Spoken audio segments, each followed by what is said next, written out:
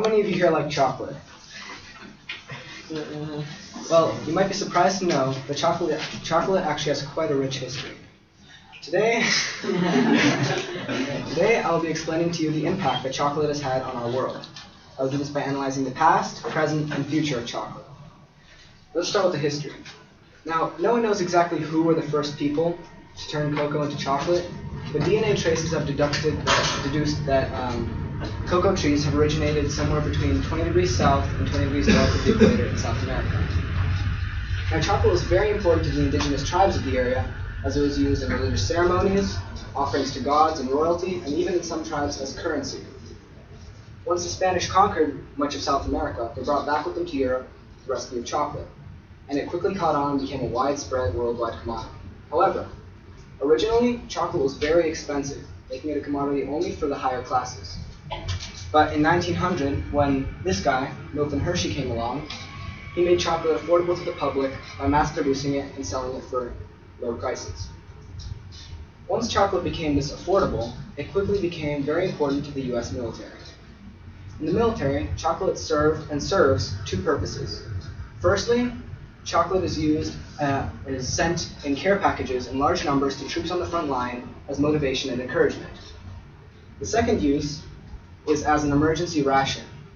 Now, originally known as the D-ration bar, this chocolate differs highly from the chocolate that we know and eat today. This chocolate was chemically altered not to melt under extreme heat, to contain high energy, and so it didn't taste particularly good. It was made sure it wasn't really appealing so that soldiers would only eat it when absolutely necessary. And so when World War II came along, the US Army sent out millions of troops, rifles, tanks, and chocolate. Lots of chocolate.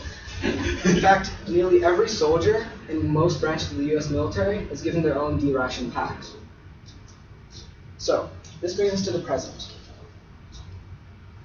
Commercially, chocolate is still used for the same thing it's been used for hundreds of years, as a tasty treat or dessert.